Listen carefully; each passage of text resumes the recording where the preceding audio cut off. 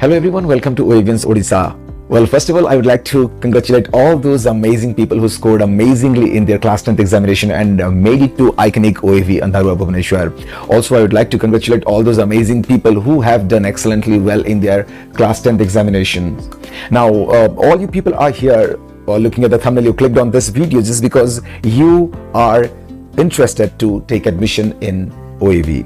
Now, OAV has been a kind of, amazing hub for intellectuals because it provides you amazing facility infrastructure-wise, in every way. Right now, OAV is growing with all those highly talented teachers and all. Now, OAV is turning into a hub of education.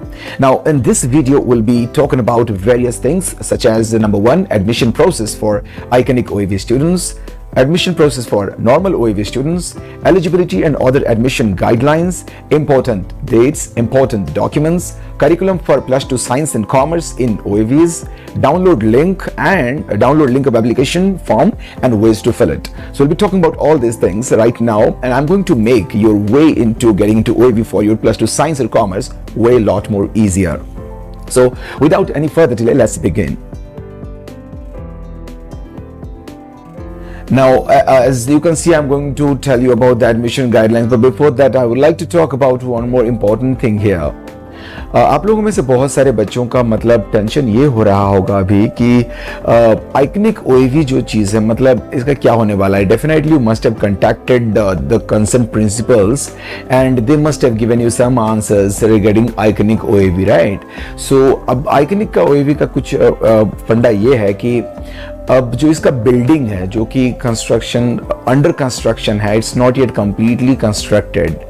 And आप लोग ये भी सुन पा रहे हो कि एक certain building higher कर रही है OAVS and they are planning to give the coaching that they had promised about JEE, NEET and all of that there. But then also you may have heard from your principals that they are asking you to join in the same schools where you were studying. Right जिस school में आप लोग पढ़ रहे थे उसी school में ही join होने के लिए वो लोग बोल रहे हैं. तो बेसिकली अब क्या होने वाला है कि आपका जो एडमिशन है, एडमिशन बाकी नॉर्मल स्टूडेंट्स जैसे कि OAV के स्टूडेंट्स या फिर अदर स्टूडेंट्स लोगों का जिस तरह से होने वाला है सेम OAV में, मतलब उसी तरह से आपका सेम OAV में एडमिशन होने वाला है. अच्छा, लेकिन अगर मान लीजिए आपका केस ये है कि if class 11th is not there in your school, it's not upgraded. Now what to do in that case? In that case क्या करोगे आपको मैं ये वीडियो में बताने वाला हूँ. और ये वीडियो बेसिकली एडमिशन गाइडलाइंस जो है नॉर्मल OAV स्टूडेंट्स के लिए और आइकनिक OAV के स्टूडेंट्स के लिए सेम ही है. तो दोनों मतलब two types of students do listen to it very carefully. Let's first of all find out about the admission guidelines. Okay, it says that there shall be no qualifying marks. Okay, it says that there shall be no qualifying marks, right? No qualifying marks to apply for admission in Odisha Adarsh Vidyalaya. इसका मतलब if you have just passed the examination, all right? If you have just passed it, all right, you can make your way through OAVS, right? तो इसमें मतलब कोई दिक्कत नहीं है. First of all priority will be given to OAVS students, there is no doubt about it. Okay, so आपका score चाहे 50% हो या फिर 90% हो, कुछ भी हो, फर्स्ट तो आप लोगों को यहाँ पे सीट मिलने वाला ही है if you are a OAV student of the same school. इसके बारे में आगे और क्लियरली बताऊंगा, सुनते जाइए. Okay, we are actually talking about this now.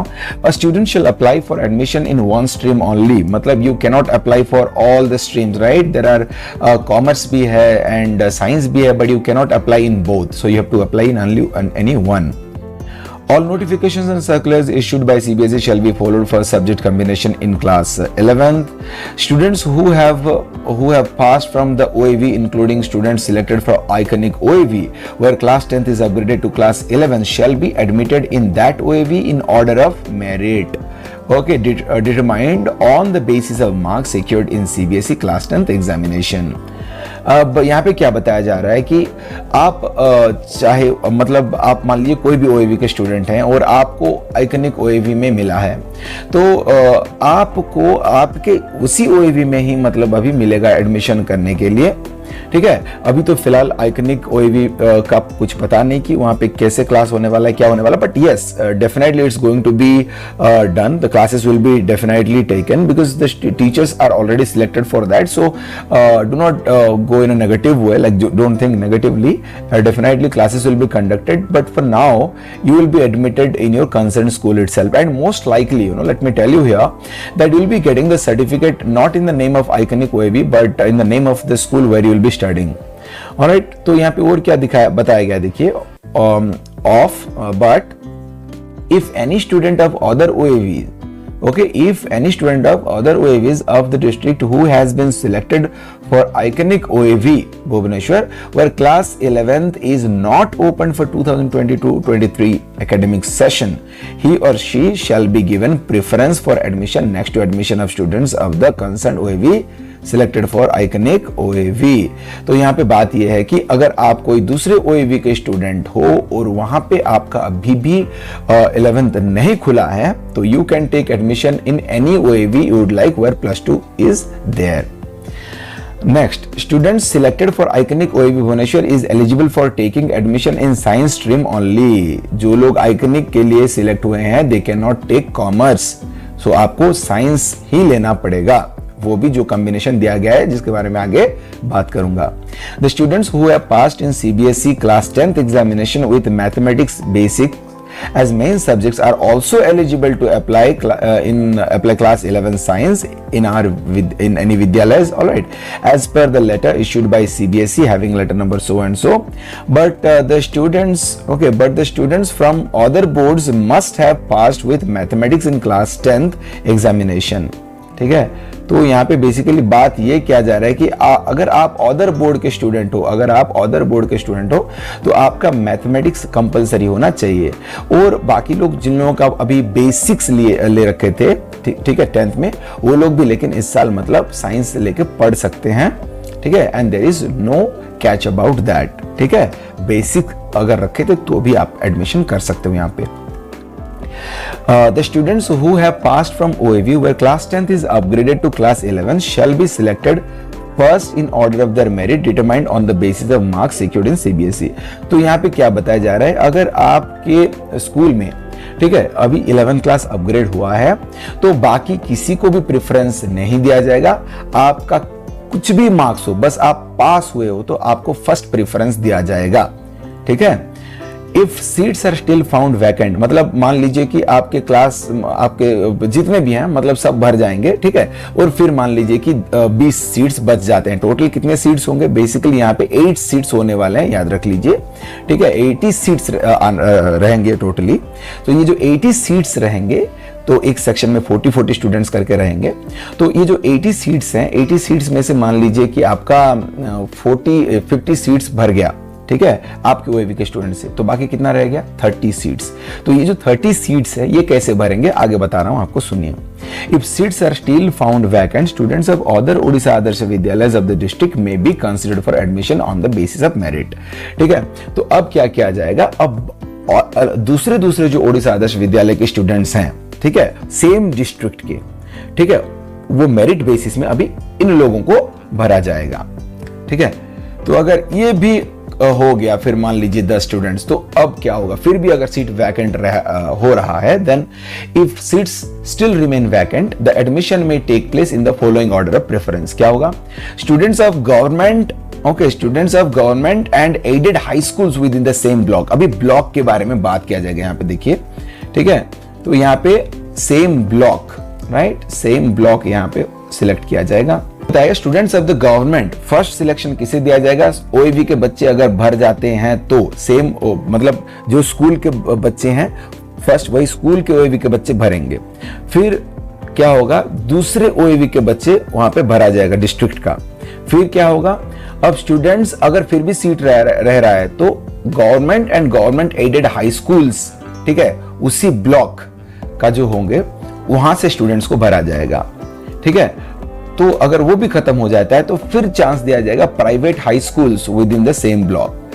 फिर भी अगर सीट्स वैकेंट रहता है तो क्या होगा, government and government aided high schools, okay, of other blocks of the district, अब दूसरे ब्लॉक्स में आ जाएंगे यहाँ पे। ठीक है, सारे अपने ब्लॉक्स का खत्म हुआ, अब दूसरे ब्लॉक्स के सारे यहाँ पे आएंगे, ठीक है, लेकिन उसी डिस्ट्रिक्ट के होना चाहिए। फिर क्या होगा, students of the private high schools of other blocks of the district, अब दूसरे ब्लॉक्स ऑफ द डिस्ट्रिक्ट को सिलेक्ट किया जाएगा। उम्मीद करता हूं कि ये समझ में आया होगा आप लोगों को। Let's go for the next slide. Okay, so these are some of the important dates for you to remember. Okay, you can just take a screenshot and ensure. Alright, तो अब तक के लिए ये बात बहुत इंपॉर्टेंट है कि 25 तारीख जो है आपका लास्ट डेट है for receipt of offline application, ठीक है। ऑफलाइन एप्लीकेशन ऑफलाइन मोड में चल रहा है और 25 तारीख लास्ट है, राइट। तो सिर्फ 5 ही दिन बचा है, जल्दी से कीजिए। ऑलराइट, फिर नेक्स्ट होगा okay, first date of notification for selection list आएगा, फिर डेट ऑफ एडमिशन होगा, अगर सीट फिर भी खाली रहता है तो वेटिंग लिस्ट एडमिशन होगा, एंड फिर आपका कंप्लीट हो जाएगा process by 15th September। Alright, now important documents, okay, these are very important। Alright, the first thing is documents required at the time of submission of application form। अब जब application form भरने के लिए जाओगे, ठीक है, स्कूल में जाओगे, तो क्या सब आपको देना पड़ेगा। Mark statement downloaded from CBSE website duly attested by the principal और हेडमास्टर। तो आपके स्कूल से मतलब जो आपका क्या होगा, सीबीएसई वेबसाइट से जो आप लोग डाउनलोड किए होंगे मार्क स्टेटमेंट, उसमें आपका प्रिंसिपल एकदम बराबर से साइन करके सील वील करके आपको देंगे, ठीक है। उसको लेके आपको आना है जब आप फॉर्म सबमिट करने आओगे, पहले 25 तारीख से पहले, ठीक है। फिर क्या है, migration certificate for all other boards except CBSE. अब सीबीएसई के बोर्ड से हो तो कोई दिक्कत नहीं, अगर दूसरे बोर्ड बीएसई या फिर कोई दूसरे बोर्ड से आईसीएसई से हो तो आपको माइग्रेशन सर्टिफिकेट लेके आना पड़ेगा। Next, photocopy of a valid certificate of recognition, ठीक है। प्राइवेट स्कूल से हो तो सीओआर आपको जरूरी होगा, लेके आना पड़ेगा, वो आपको स्कूल ही देगा आपका। No objection certificate issued to the concerned school by the state government only for the students who have passed class 10th examination in any private school। Private school में अगर हो तो ये आपको लगेगा, ठीक है, वो आपको बराबर स्कूल में बता ही देंगे कि क्या होता है COR. Next, self attested copy of caste certificate for SC ST OBC only. Okay, आप जनरल है तो कोई दिक्कत नहीं, SC ST OBC से हो तो आपको क्या देना पड़ेगा, कास्ट सर्टिफिकेट सबमिट करना पड़ेगा, और that should be self attested, यानी सर्टिफिकेट के नीचे आपको साइन करके लाना पड़ेगा, and you have to submit the copy not original. Alright, next thing is self attested copy of PH certificate. अगर आप हैंडीकैप्ड कैटेगरी से जाते हो तो इसका भी एक सर्टिफिकेट कॉपी आपको देना पड़ेगा। Next, self attested copy. Self attested का मतलब याद रख लीजिए कि you have to sign it, okay, you have to sign it just below the copy, right. Next, self attested copy of Aadhaar card of students and parents, so दोनों का लगेगा यहाँ पे। 2 recent passport size colored photographs excluding the one pasted on the application form। Application form में तो एक paste होके आएगा ही, लेकिन और भी आपको 2 अलग से पासपोर्ट फोटो देना पड़ेगा, यानी कि आपको एटलीस्ट 3 पासपोर्ट फोटोग्राफ रेडी करना पड़ेगा। Next, residential certificate, very important, okay, from concern sarpanch और काउंसिलर, कॉर्पोरेटर, कॉम्पिटेंट अथॉरिटी जो भी हैं उनसे आप एक रेजिडेंशियल सर्टिफिकेट लेके दे देना। नेक्स्ट होता है self attested photocopy of front page of bank account detail of the student. ये भी बहुत ही जरूरी है, ठीक है, तो आपको एक बैंक अकाउंट का कॉपी देना पड़ेगा। उम्मीद करता हूं कि हो गया होगा, okay, so most people would have it, so just get that. Alright, next, proof of blood group of the student, this is also required। Now these things are required at the time of admission। All right, a school leaving certificate, that is SLC, or transfer certificate issued by principal, headmaster, okay, of last school attended, whichever school you were studying in, from there you will get it। Next, list of original documents attached with application form for verification। all right, जो भी यहाँ पे मतलब आप लोग दिए हो, right, जो भी यहाँ पे दिए हो इसका ओरिजिनल कॉपी लेके आना है, फिर उसका वेरीफाई होगा। all right, hope you have understood about the important documents। let's move on for curriculum for +2 science। अब +2 science में आप लोगों का क्या सब है, we'll have a look at that right now। Scholastic areas and non-scholastic, co-scholastic areas, these are the 2 things we'll be having a look at। First thing, अगर आप साइंस ले रहे हो तो ठीक है, साइंस और कॉमर्स दोनों में से किसी एक को चूज करना पड़ेगा, और अगर साइंस आप ले रहे हो तो उसमें फिर से बता दे रहा हूं 80 सीट्स होंगे। तो क्या क्या मतलब है सुन लीजिए। The science stream of each school has 80 seats There will be 5 subjects offered in class 11. These are English core, mathematics, physics, chemistry and biology. There are no other combination. These are the only combinations. 5 subjects, each one will be of 100 marks, so altogether 500 marks. There is no alternative subject in addition to the 5 subjects. All 5 subjects of the class to be continued class 12 without any change. Okay. Now each subject carries 100 marks. All right. So altogether 500 marks. Now what's the next thing here? The physics, chemistry and biology subjects have practical of 30 marks and theory of 70 marks. In English and mathematics, there will be 20 marks of internal assessment and 80 marks for pen and paper test. In mathematics, the students have to do 10 activities in a year. So mathematics में आपको क्या करना पड़ेगा? 10 activities करना पड़ेगा as per the list and guidelines provided by NCERT laboratory manual. Accordingly, internal marks will be awarded as per their activities performed. ठीक है? फिर क्या है यहाँ पे? In English, the internal assessment 20 marks जो है आपका will be totally based on assessment of listening and speaking skill. ठीक है, इसके ऊपर आपका 20 marks आएंगे. Each subject will be allotted with 8 periods in physics, chemistry and biology. There will be 6 theory periods and 2 practical periods per week. In English and mathematics, there are 8 periods per week, out of which 1 period is fixed for activities or assessment. Now let's go for the next part, that is co-scholastic areas. All right, co-scholastic areas. All right, here we had scholastic areas. Now we have here co-scholastic areas.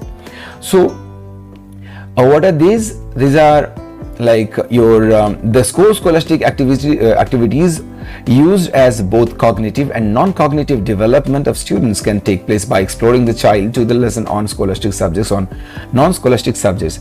Each school has to keep the following 3 co-scholastic subjects. Number 1, general studies. 2, health and physical education. Number 3, work experience. There will be allotment of 2 periods per week to each co-scholastic area and assessment will be through grades A1, A2, B1, B2, A इस हिसाब से आपको यहाँ से grade दिया जाएगा. ठीक है. Next, people who are opting for commerce, for them everything, as I said earlier, similar things will be there, but I do not have much details about them, but these are the things I can talk about. Commerce में आपके elective subjects रहेंगे, यानी compulsory accountancy, business studies, economics and English. और उसके बाद optional subjects में से आपको एक choose करना पड़ेगा, either painting और physical education में से कोई एक. तो आपका टोटल हो जाएंगे 1, 2, 3, 4 एंड इनमें से कोई एक हुआ तो 5. So all together it will be again 500 marks. All right. Now this is your common application form. No matter which OAV you are applying for, you will have the same application form. So let's find out, okay, how to fill this one. All right. So you don't have to do anything for this part because this is for office use. Next, here, applied for which OAV, you have to write the name of the OAV. This you can collect the data from the concerned OAV. Write the block, district, all right. Then stream, all right. These you have to mention, all right. Stream in the sense whether it is science or commerce, whatever it is, you have to mention.